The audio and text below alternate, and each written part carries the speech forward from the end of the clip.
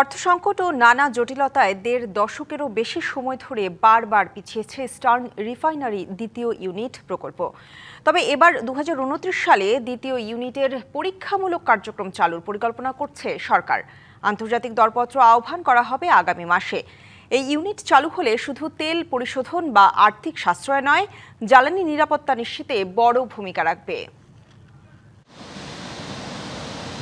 দেশে বছরে জ্বালানি তেলের চাহিদা ৭০ লাখ টনের বেশি। এর মধ্যে চট্টগ্রামের পতেঙ্গায় দেশের রাষ্ট্রায়ত্ত একমাত্র জ্বালানি তেল শোধনাগার ইস্টার্ন রিফাইনারি প্রায় ২০% পূরণ করে। বাকি তেলগুলো পরিশোধিত অবস্থায় আমদানি করতে হয়।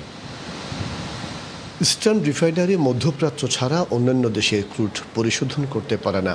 আমদানি করা ক্রুড পরিশোধন করে petrol, octane, diesel, bitumen, LPG, jet fuel সহ ১৭ ধরনের পেট্রোলিয়াম প্রোডাক্ট উৎপাদন করা হয়। ১৯৬৮ সালে নির্মিত ইস্টার্নের দ্বিতীয় ইউনিট নির্মাণ প্রকল্প গ্রহণ করা হয় ২০১০ সালে।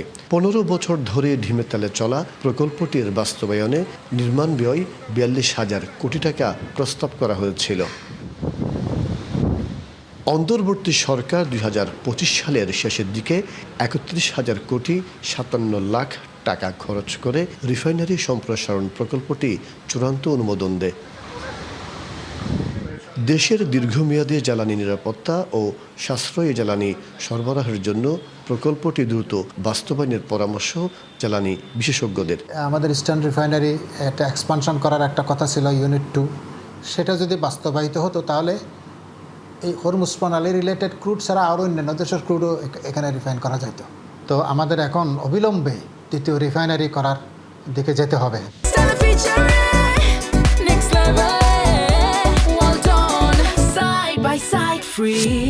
মধ্যপ্রাচ্যের ক্রুডের পাশাপাশি অন্যান্য দেশের ক্রুডও পরিশোধনের ব্যবস্থা থাকবে নতুন এই রিফাইনারিতে।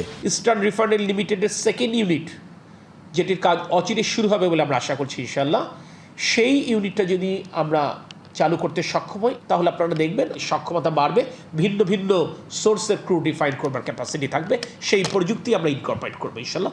প্রস্তাবিত দ্বিতীয় ইউনিট চালু হলে দেশে পরিশোধিত জ্বালানি তেলের উৎপাদন সক্ষমতা হবে দ্বিগুণ। মাসুদুল হক, ডিবিসি নিউজ, চট্টগ্রাম।